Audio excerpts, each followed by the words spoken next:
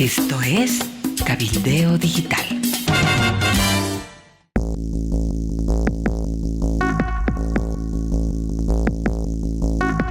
Rafael, qué gusto, bienvenido. Por favor, tu comentario a propósito de la estadía de Evo Morales en México y quién crees que gane la elección. ¿Qué tal? ¿Cómo están? Un saludo, un abrazo para ti, Amalia, para ti, Cacho. Bueno, evidentemente Evo Morales es uno de los invitados por el Grupo de Puebla, es decir, se trata de una invitación, digamos, de carácter político partidario. Me parece que él y Alberto Fernández están ya en México esperando la elección, digamos, seguramente van a estar formando parte de la celebración. Eso es lo que pues seguramente ambos esperan, ¿no? La victoria del partido Movimiento de Regeneración Nacional, que se conoce más ampliamente como Morena. Efectivamente es una elección donde hay tres candidatos. Claudia Sheinbaum, que fue, como podríamos decir, la alcaldesa de la Ciudad de México hace poco. Xóchitl Gálvez, que es la candidata de la oposición, donde están prácticamente reunidos los partidos más importantes de la oposición.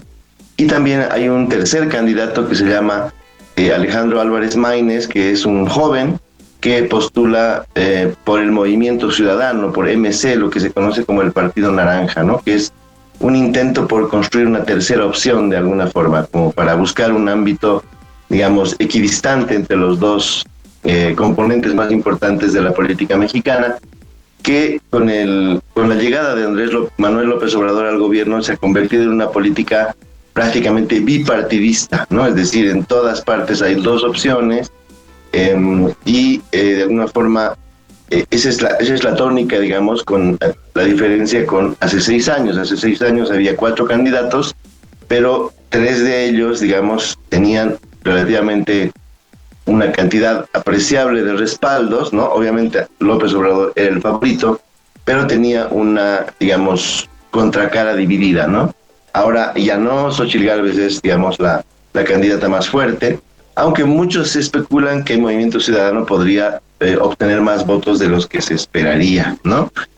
Todas las encuestas hablan de más o menos una diferencia entre Sheinbaum, la candidata oficialista, y Gálvez, de 20 a 25 puntos de diferencia. Andrés Manuel López Obrador hace 6 años ganó por más del 50% de los votos. Es una votación muy abultada en este periodo, digamos, de alternancia desde el año 2000, cuando el PRI dejó el poder. Es la votación más amplia que ha obtenido un candidato en un periodo donde ya no hay un partido único, ¿no? Entonces muchos analistas hablan o dicen que ahora se regresa un poco a la época del partido único, que Morena sería un poco 20 años después el sustituto del PRI, ¿no? Eso es lo que se está diciendo. Entonces, bueno, habrá que ver naturalmente los resultados. Yo creo que la duda, Amalia, fundamentalmente es si van a ser 20 o 25 puntos o, por ejemplo, solo 10 puntos. Y la otra duda es cuánto obtendrá Movimiento Ciudadano. Es decir, Movimiento Ciudadano obviamente ha estado diciendo que va a ser la segunda fuerza, lo cual es muy difícil de creer. Luego tenemos elecciones también en casi todas las alcaldías, lo cual es algo inédito. Generalmente ha habido muy poca sincronización en este aspecto. Se ha intentado que cada vez más y más elecciones municipales coincidan, más o menos en el sentido de lo que ocurre en Bolivia, ¿no? Que todos los alcaldes se renuevan al mismo tiempo. Esto va a suceder prácticamente hoy, aunque 2 estados no están contemplados en esta modalidad. Y también se van a elegir 9 nuevos gobernadores. Y también ahí hay una serie de elementos interesantes para el análisis. Al principio se decía que todos esos gobernadores serían de Morena, pero hay algunos estados donde se ha ido cerrando la competencia. Entonces, sobre todo hay expectativa en torno a Veracruz, donde parece que la oposición tiene posibilidades, pero en general en todos los departamentos, diríamos, o estados en este caso, hay efectivamente cierta incertidumbre, ¿no? Entonces, bueno, tenemos en México un partido muy fuerte, un partido predominante, un partido que tiene más de la mitad de los votos hace 6 años, que tiene mayoría en el Congreso, aunque no consiguió revalidar los 2/3 en la elección intermedia. Tenemos un sistema electoral relativamente confiable y también yo diría que en la capital, aquí en la Ciudad de México, habrá también mucha incertidumbre porque la oposición está en condiciones, después de 27 años, Amalia, Cacho, de ganar una elección en la capital, ¿no? Es decir, tenemos ahora por primera vez un candidato opositor bastante fuerte. Hay que recordar que pues la izquierda ha gobernado esta ciudad desde hace casi 3 décadas y que de aquí han salido los principales aspirantes a la presidencia, ¿no? Andrés Manuel López Obrador también fue alcalde y ahora Claudia Sheinbaum es la segunda, la sucesora, digamos, de López Obrador, que también hace muy poco dirigía la ciudad. Entonces yo creo que la mayor ilusión que tiene la oposición no es tanto ganar la presidencia como ganar el gobierno de la Ciudad de México. Rafael, una pregunta. ¿Por qué López Obrador o su partido y ahora su candidata, Claudia, tienen todavía tanto respaldo? ¿Qué han hecho bien? No hay desgaste en el gobierno, a pesar de todas las cosas que he leído, algunas barbaridades a cargo del presidente próximo saliente. ¿Por qué tanto respaldo? Bien, yo creo que primero por la historia personal y la trayectoria específica de López Obrador. López Obrador viene de una trayectoria de intentar conseguir la presidencia y ser burlado por el sistema, ¿no? Ya desde 2006 López Obrador pudo haber sido presidente, ahí se realizó un fraude escandaloso, luego se intentó, bueno, antes del 2006 se intentó lo que se conoció como el desafuero, es decir, quisieron inhabilitarlo como candidato y con eso solamente le dieron mucha más fuerza, luego impidieron que ganara las elecciones a través de un fraude que todos reconocen, fue una elección muy apretada por muy poquitos votos. Y luego, a partir de 2006, pues él ha estado siendo siempre la figura más importante de la oposición. Y además porque es la primera vez, podríamos decir, que un candidato de izquierda consigue la presidencia, ¿no? En el sentido estricto de la izquierda, fuera de la Revolución Mexicana, ¿no? Que era el partido oficialista, el partido que conocemos como el PRI. Entonces yo creo que, por una parte, los mexicanos han premiado a López Obrador por esa constancia, por esa lucha desde las calles, por ese esfuerzo continuo de construir un partido diferente, por luchar contra la corrupción y por ser, digamos así, alguien que rompía con los moldes de la política corrupta, de la política prebendal, de lo que generalmente impera, digamos, en este país, ¿no? Yo creo que ese es un elemento. El segundo elemento es que es una presidencia que no ha estado rodeada por escándalos de corrupción, a diferencia de Fox, de Calderón, de Peña Nieto. Ha sido una presidencia relativamente tranquila. Solo se conoce de un caso que es de una institución, una empresa estatal que se llama Segalmex, Seguridad Alimentaria Mexicana, donde efectivamente hubo un desfalco enorme, pero ha sido el propio gobierno el que ha descubierto ese desfalco y el que ha sancionado el desfalco. Pero alrededor de... Rafael, perdóname, los hermanos, leí y vi denuncias que los hermanos estaban de corrupción hasta el cogote y de vínculos de López Obrador con el narcotráfico. Es verdad, Amalia, es verdad, han salido varias denuncias, los hermanos, los hijos, ¿no?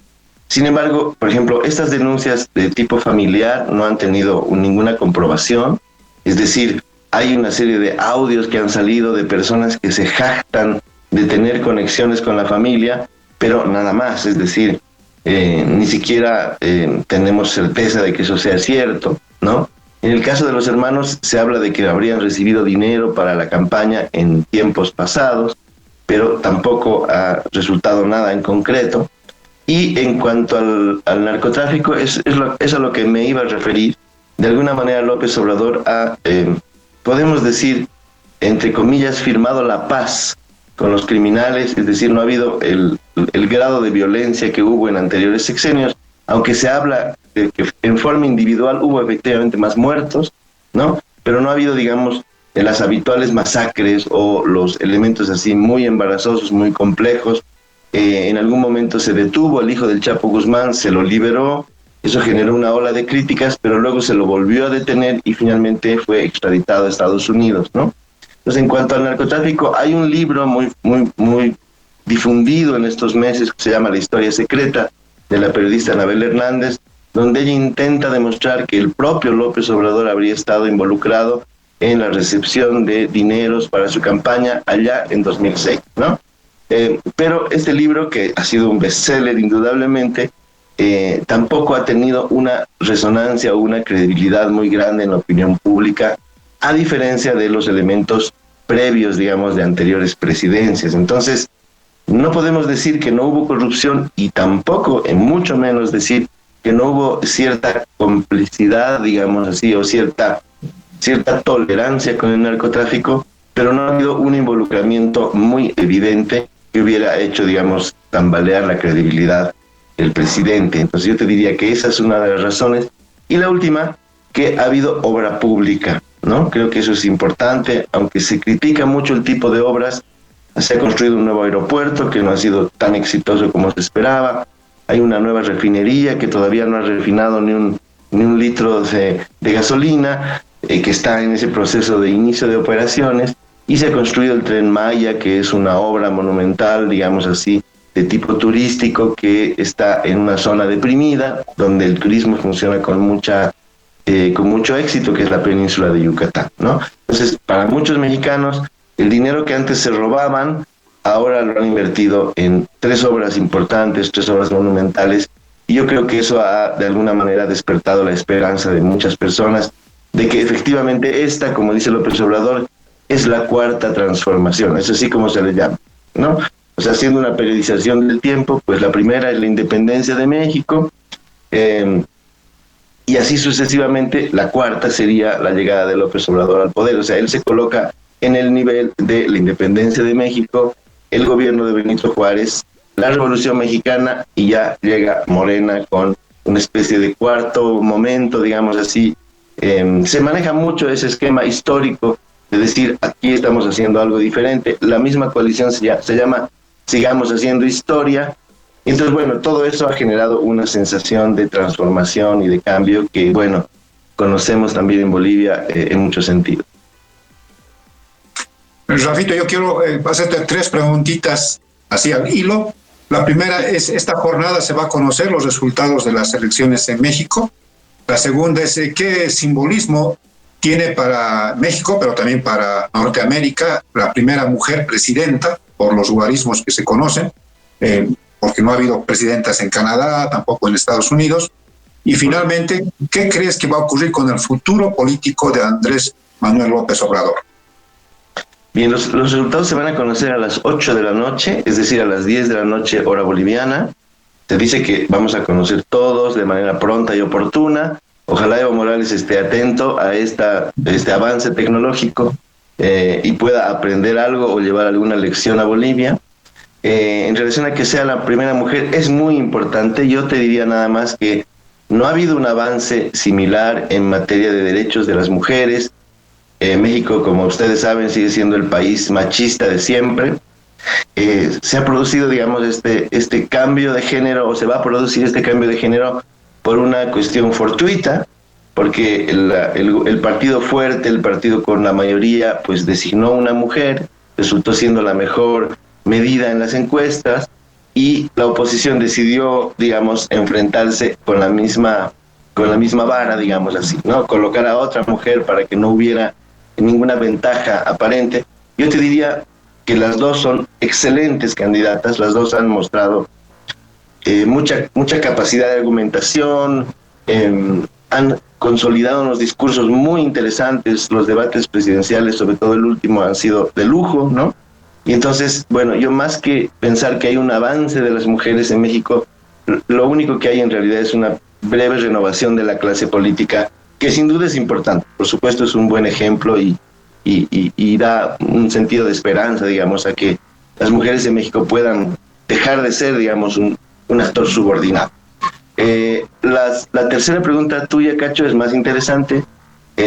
Se habla un poco, o sea, se analiza y se especula sobre si López Obrador seguirá interviniendo en la política como lo hacen, por ejemplo, el expresidente Fox o el expresidente Calderón. Peña Nieto ha quedado mudo para siempre, ¿no? Por toda la forma vergonzosa con la que gobernó, pero hay efectivamente unos expresidentes muy activos en X, en las redes sociales, opinando, dando sus ideas.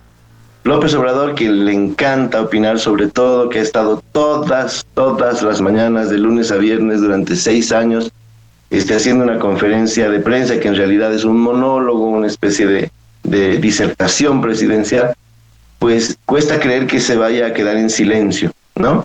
Habrá que ver, él ha prometido que sí, él ha dicho yo me voy a la chingada es una hacienda, es un rancho que él tiene en Tabasco, y entonces esa es la broma, ¿no? O sea, el presidente se va a la chingada y ya no va a participar de la política mexicana. Eso habrá que ver si es así. Ojalá sea así. En la historia mexicana hay el famoso antecedente de Plutarco Elías Calles, que es el predecesor del general Lázaro Cárdenas, que gobernaba y mandaba en el país, estuviera o no estuviera en Palacio, ¿no? Y entonces es famosa la decisión que toma Cárdenas de deportarlo, de exiliarlo para que se vaya del país, como la única manera de garantizar que el nuevo presidente pudiera gobernar solo de acuerdo a su criterio, ¿no? Yo creo que Andrés Manuel López Obrador también ya está avanzado de edad y probablemente sí cumpla con esa su promesa, ¿no? Esperemos que sí, porque bueno, le conviene también a Morena, y lo sabemos en carne propia los bolivianos, lo que es tener un líder caprichoso, imponente, incapaz, digamos así, de querer retirarse, de entender que su momento ha pasado, ¿no? Ahí también esperemos que Evo Morales tome la libreta de apuntes y se regrese a Bolivia con 2 lecciones, ¿no? Cómo dar resultados el mismo día y cómo retirarse a tiempo del poder. Rafael, con la enorme diferencia, 100 millones de mexicanos van a votar y los resultados se conocerán a las 8 de la noche. En Bolivia votan 6 millones y hay que esperar un mes. Realmente vergonzoso. Rafael, y encima se corta el sistema de conteo rápido. Perdón, Rafael. Y encima se corta el sistema de conteo rápido de resultados preliminares. Sí.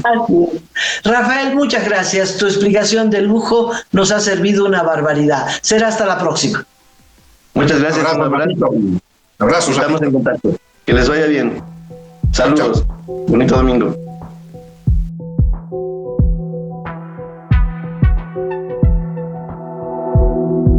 Aporta a Cabildeo Digital y apoya al periodismo independiente.